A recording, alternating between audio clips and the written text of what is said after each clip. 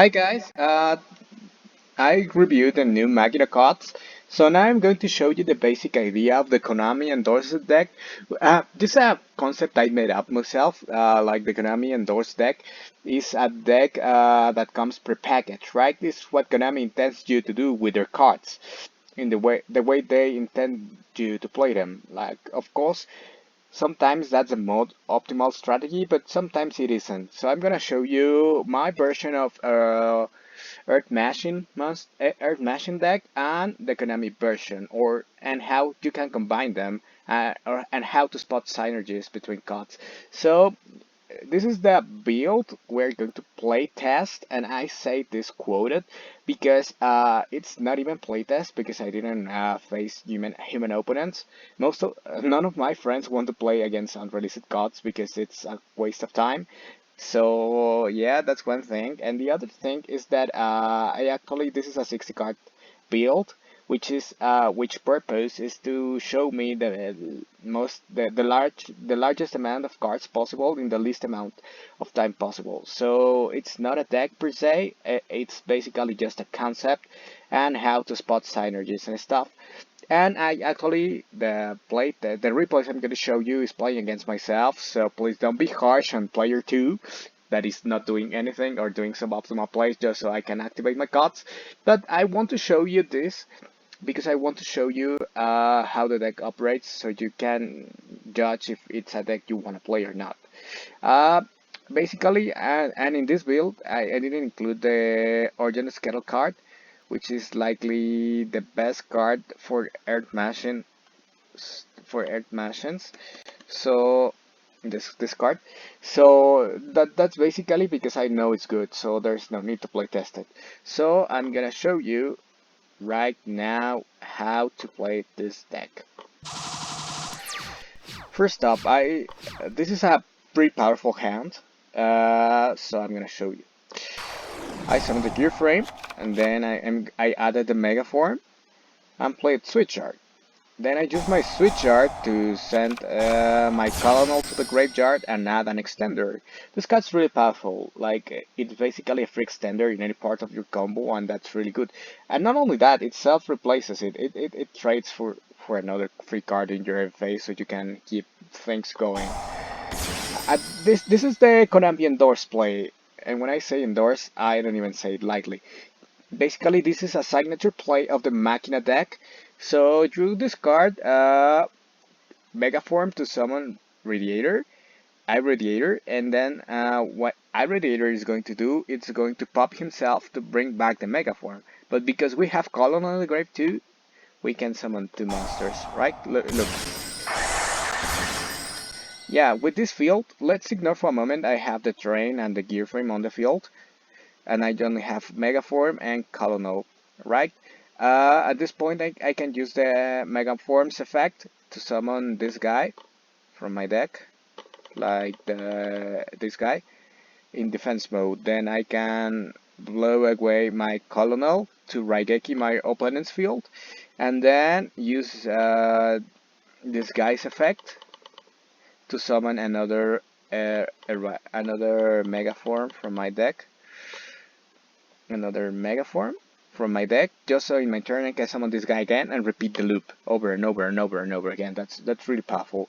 If you add that I have Switcher here, the advantage I can generate is pretty massive.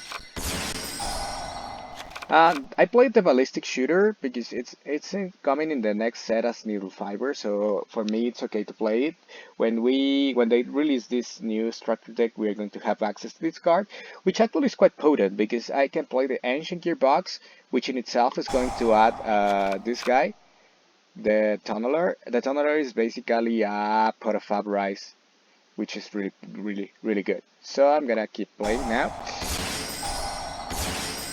Here is the Brutal Deucer. Brutal Deucer summons a Trencher, and then I can go for River Stormer and search any card in my deck, basically. My deck is full of Earth Machines. Like everything you are going to see here is Earth Machine, right?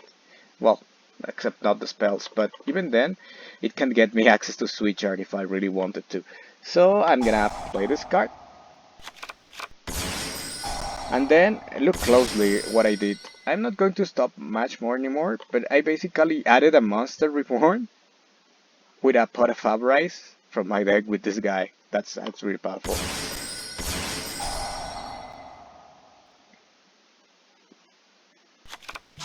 Even if I wanted to keep playing instead of drawing two, I would have left the Mega Form. So if I link with Fortress, like Mega Form would be able to come back from the grave for free, so that's powerful as well. Right, so I'm gonna show you. Look at this. I get a free card because of Bullet Train. Again, don't be harsh with players. With player 2 is making just a bunch of misplays so I can show you properly what I'm doing.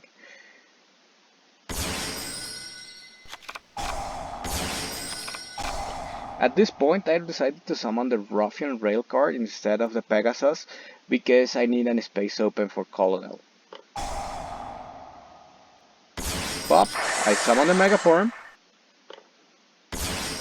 and then summon the Colonel. Then the Colonel destroys my Bullet Train, everything goes down, and I get a bunch of free cards because why not? Free cards are good. Then, at this point, I can cycle my Mega Form to summon my Radiator. Then I can waste my Colonel, blow out Radiator, summon the Mega Form, summon the Colonel, and if I wanted to, then I would trade the Mega Form for another Radiator, etc. A Raider, etc. Like that's a loop. You can keep doing that every turn. So I'm gonna show you again, just so the concept is a bit more clear. Look at this. I blow this guy, and I summon the Colonel. If I had more space, I could have even summoned the Pegasus and even have more advantage. Like, I'm not even playing optimally, and look at how many cards I can generate out of nowhere. Right, so that's more or less the Konami endorsed concept. I mean, Konami is likely not going to include Switch Jobs or the Infinity Track cards in the Struct deck, but they have a lot of synergy. So I'm going to show you how easy it is to set this deck up. Like, I changed my opening hand for this thing, and it's completely different if you look at it. So I start with yugioh and an extender. It's all I need to kickstart my deck. So I summon the accelerator, then I summon this guy, then I go for gadget, then I go for harvester. In this case, I open harvester, but if I didn't have this guy in my hand, like I could have gone Gear Gigant. If you don't know Gear Gigant, it's a really old card. I wouldn't blame you. This card, and it would have added this guy from my deck to my hand anyway, and then I would have gone Platinum with XE and this guy. So it's the same exact position. If you look closely, basically the Ogre by himself and an extender gives me access to any card in my deck. So it's really good. So again, the Brutal Deucer, the Trencher, the River Stormer. Then again, I already set up the play with this guy. And I added, in this case I didn't add this card because I already had it, so I added this card instead with the effect of Gearbox. So I draw 2 because drawing is good. And then I was really lucky enough to get that draw, but just look at how powerful is summoning a level 10 monster under Switch Art. Yeah, if I have to be honest, this is not an oppressive field at all, but it's a field that has enough ammo to win a game, and it has plenty of card advantage because I can tribute this guy in their turn. Like, look at this. Summon the Bullet Train, and then summon this guy, and then summon this guy, or summon like Pegasus number 2, and then bring another free resource from my grave, which is really powerful. Keep in mind that in this scenario, I also have the Trencher and this guy, so I have access to pretty much all of my deck still, so that's good.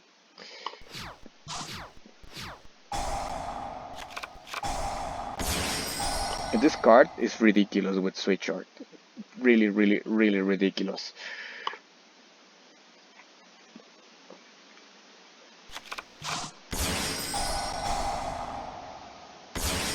At this point, I'm just basically doing nonsensical plays because I already show you what I wanted to show you.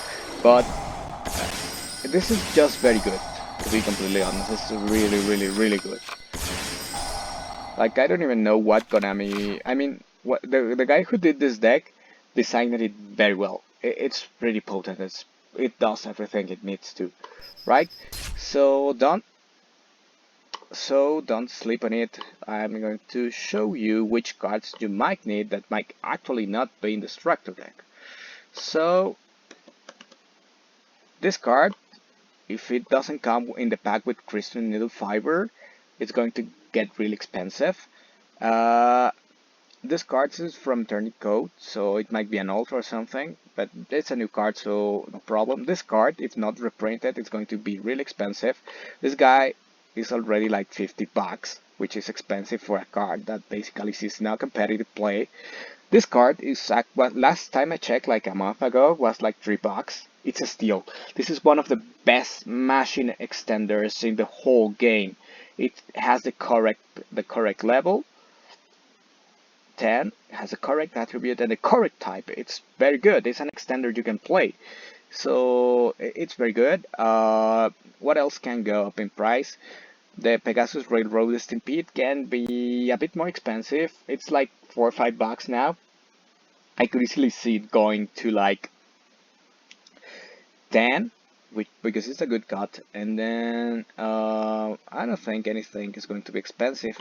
This cuts are going to be expensive. This cut is like 2 or 3 bucks, but I could easily see it going up because it's really potent. It's one of the most powerful Axis monster ever printed. This cut's already like 4 bucks when it was basically 50 cents or something. So keep that in mind. And this guy might not even be released, so whatever. Let's take him off. And if you look closely, this guy's in the Structure deck. This thing is a common, Structure deck, Structure deck, Structure deck, Structure deck. This thing is a super. You might want to buy a couple just in case they go to like 1 or 2 bucks. Because this card is basically like 3 for 1 buck or less now, so there's no reason not to grab them. That Frencher is cheap. This guy's cheap. This guy, yeah, I already told you, this guy's in the Structure deck. This guy's expensive, but whatever. This card cheap, cheap, cheap, cheap. You might actually want to grab your Augurs. I don't even know if the version of the deck is going to play them, but in the case of Yu-Gi-Oh, I like to have all of my options open. Instead, in case I just want to play that way. And this card, while definitely outdated, like you can see with any extender, basically enables your full deck. So it's something that, while not optimal, is something to consider anyway. And yeah, it's actually quite cheap for the most part. So this card might get like 2 bucks, but it's okay, right? So that's all for it. Playtest the deck, enjoy the deck. It's very good. If you want to play competitive and casual Yu-Gi-Oh, this deck functions well all the same, right? So grab the cards if you really want to play them, and see you later.